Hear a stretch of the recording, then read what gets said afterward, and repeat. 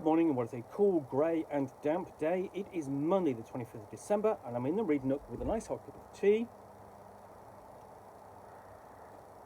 and a box to continue unboxing. And what I have in here is a copy of the board game Pan Am Triumph in the Golden Age of Air Travel. Now, this is published by the late Funko Games, who put out a series of quite interesting games, typically themed around intellectual properties, and the result always nicely respected the intellectual the property, basically, in the mechanics, so that with, for example, the ET board game, you would be trying to get ET essentially set up to phone home and get his spaceship back. And the kids would run around the town trying to find the devices they need, and chased by federal and police agents. So this, though, is a little bit different. So Triumph in the Golden Age of Air Travel. From island hoppers of the 30s to glamorous jetliners of the 1960s, Pan Am set the pace of the airline industry. Compete with Pan Am and other players as the head of your own fledgling airline. Expand your fleet of planes, build airports, outbid rivals for landing rights, and create your own globe-circling air system.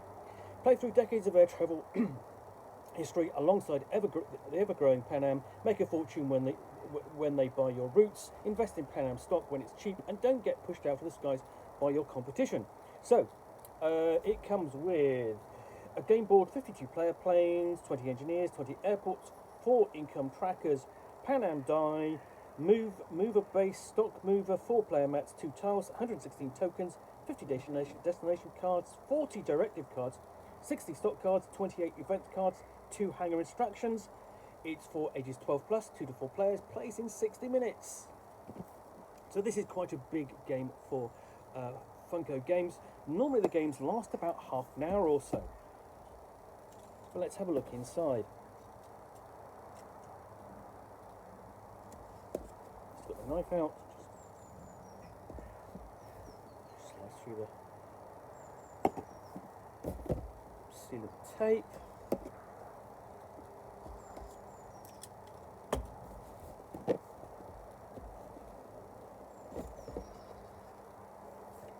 And inside we have the instructions and contents below. So let's have a look at the instructions. So this runs to 16 pages, and although, as you can see, it's quite large text, you've got the setup, contents and so on, and game overview. It's quite a lot in there. And here's the setup.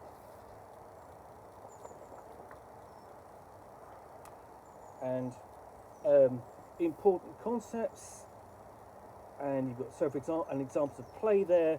So you have landing rights examples. So if they're giving you examples like that, this is perhaps more complex than you might normally expect from a Funko Games title. So you've actually got quite a few pages of important concepts there, and then we're on to playing the game.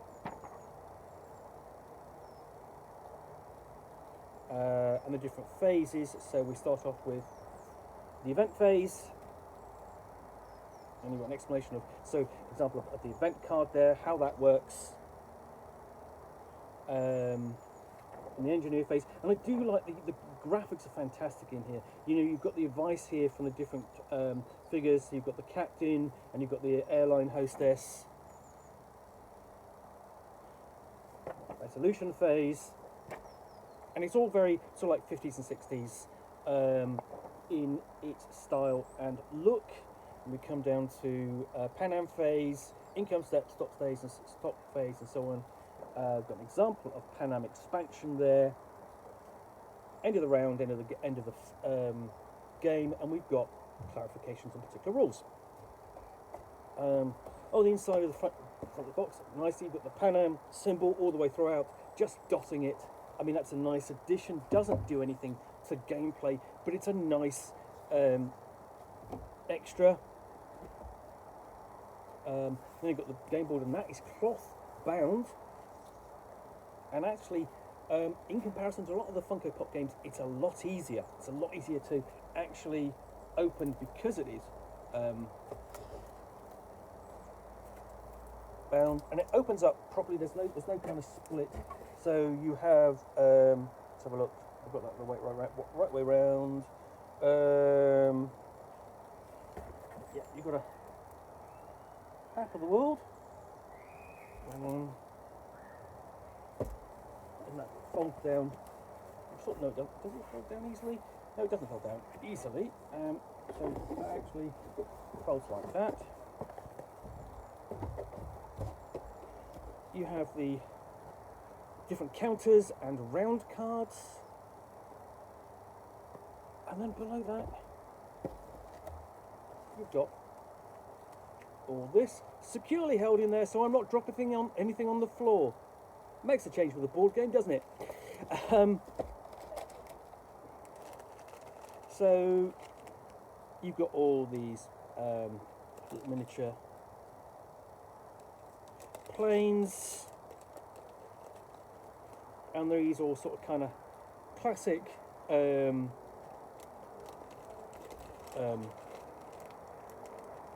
airline, sort of like airliners of the 50s and 60s. So yellow and green, yellow,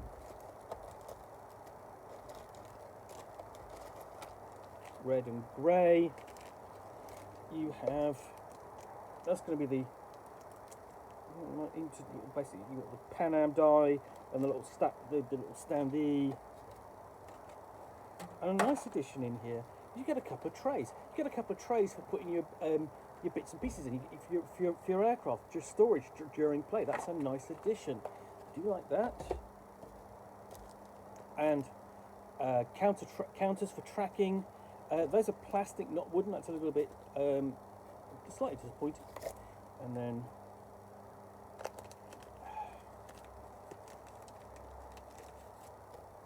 you have the player boards. So you've got different airline companies. So this one is Aero Cosmopolitan. You've got essentially a couple of trackers and then a round sequence. Grand Olympian Air. These are quite nice. Could you like this? Trans-Imperial Airways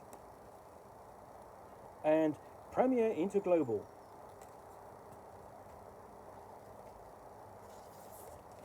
And then you've got different sets of cards. And as you can see, there are the slots in there nicely done. So let's get the knife again, just show you these.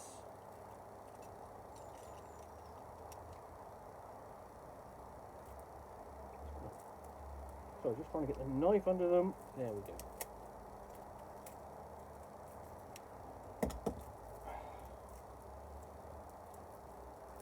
Oh, that doesn't work. Really.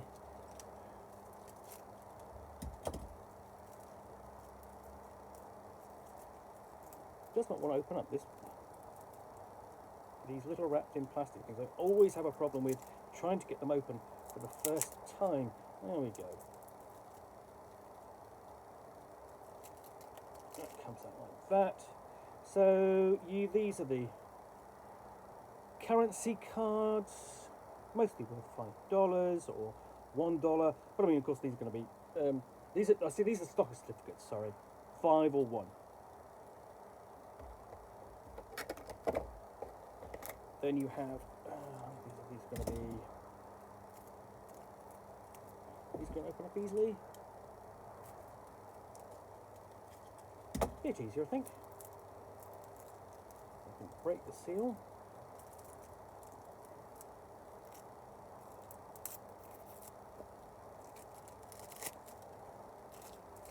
And you got.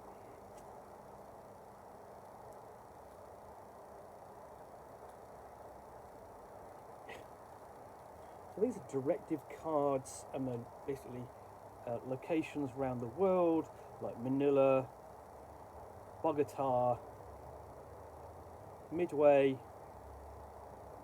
Tokyo,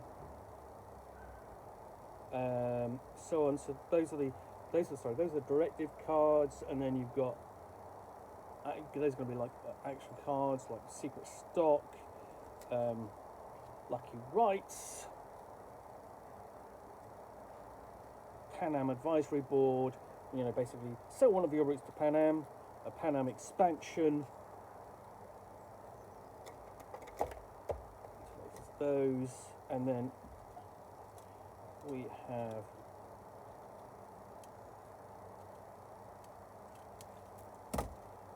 these are the event cards. Just get my fingers. There we go. So event things like South American push at the start of the expansion phase.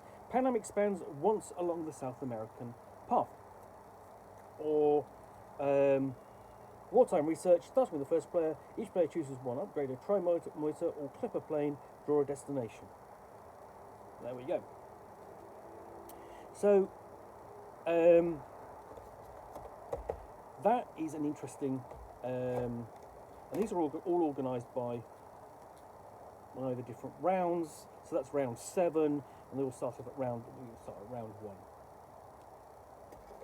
So that is Pan Am from Funko Games, I think, which is an interesting game. I'm going to find out a bit more about it before I play it and give it a review.